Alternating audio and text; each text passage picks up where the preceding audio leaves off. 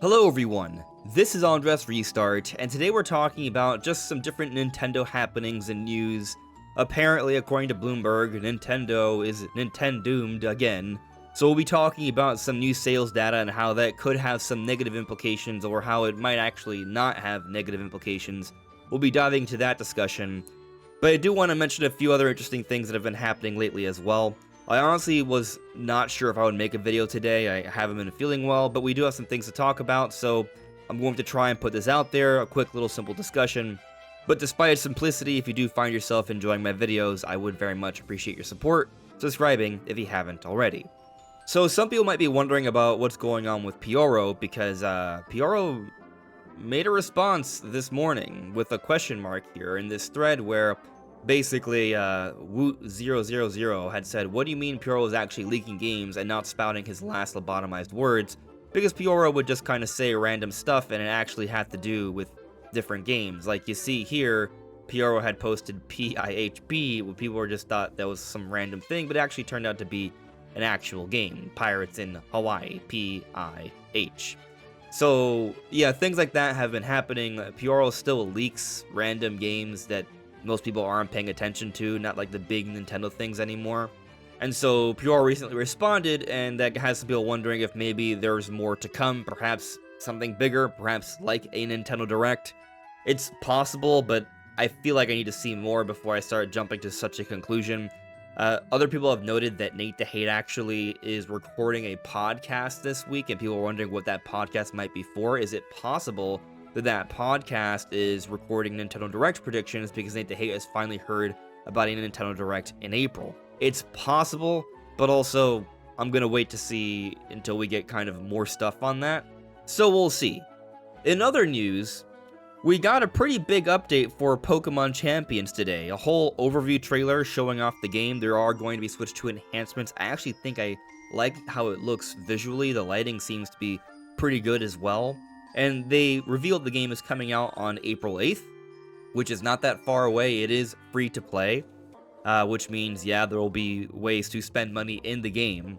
And basically, yeah, it's something for competitive battling, but there is a way to recruit Pokemon in there and to change around their stats and move things around to make it easier. Now, you need victory points for this, and I imagine this is where they'll get people to spend their money.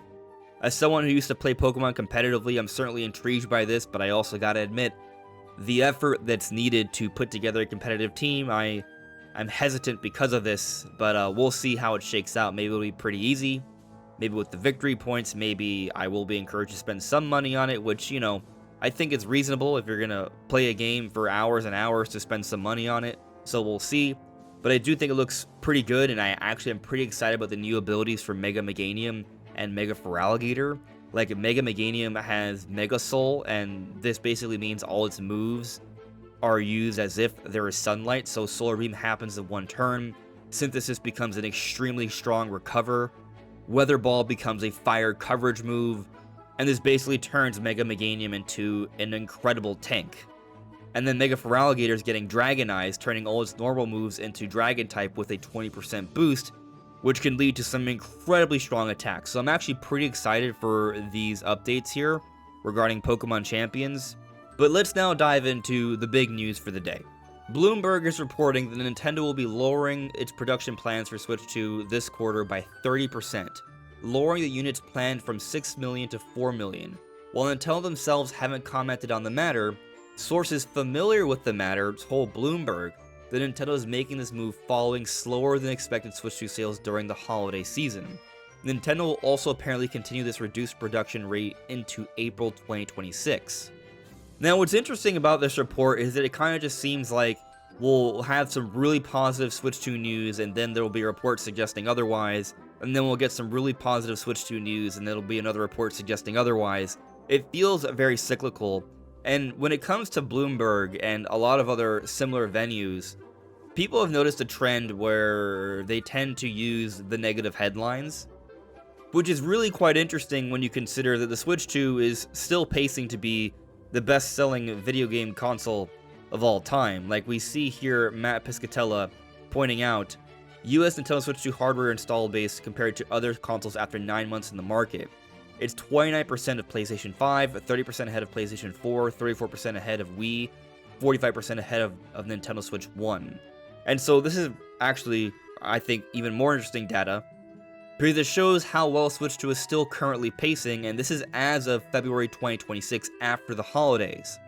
So while it may be the case, according to Bloomberg, that Nintendo may be reducing its production, the data still shows that Nintendo Switch 2 is pacing ahead of all their consoles in history.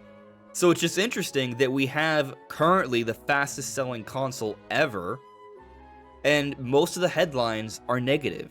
That is such an interesting spin, I would say. And what's also interesting about this is that Nintendo in the past has actually said that Bloomberg's reports are untrue. So on June 1st, 2025, Nintendo had to say this, officially. On June 2nd, 2025, a news report related to the wholesale price of Nintendo Switch 2 in the Japanese market was published. We want to clarify that this report is not true. Nintendo does not disclose any information regarding business conditions with distribution and retail. That report back last summer had said that Nintendo was setting wholesale prices in Japan so retailers could earn more from each sale for the Switch 2 in an effort to ramp up console sales, which Nintendo said is not true. So it's going to be interesting to see how Nintendo responds to this latest report by Bloomberg, if they will again deny these latest reports. And what I think is going to be most interesting is just to see the latest update from Nintendo. We know that they're going to be providing us their earnings release for the fiscal year that will be ending at the end of this month on May 8th. So we're going to see all the sales data then. We're going to see how the Switch 2 is performing up to that point. They'll be hitting their increased forecast, by the way. Nintendo has been anticipating on selling nearly 20 million systems by the end of their fiscal year, which initially they were only forecasting 15 million. So Nintendo had actually updated their forecast, and so far it has looked like they're going to hit that updated forecast. We shall see. We've also seen other positive news during this period of time, like for example, Pokemon Pokopia has come out to very strong initial sales. We even see here Nintendo officially had reported that global sales of Pokopia had hit 2.2 or above 2.2 million in just its first 4 days on the market. And there's been a lot of talk that a lot of Switch 2s have been selling out lately because people are buying it to play Pokopia. Now, a lot of these reports and observations are anecdotal. We don't have a lot of financial data to back up just how many Switch 2s are being sold right now because of Pokopia. We'll get a better understanding during this earnings release that will come out on May 8th. So we'll see what happens here. I'm sure the typical negative Switch 2 grifters are going to have a field day with this one.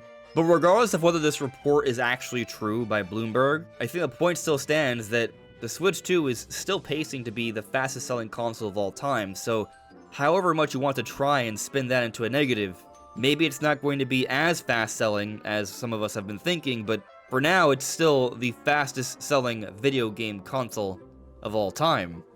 That's not negative. That's not implicative of the Switch 2 being a failure by any stretch of the imagination.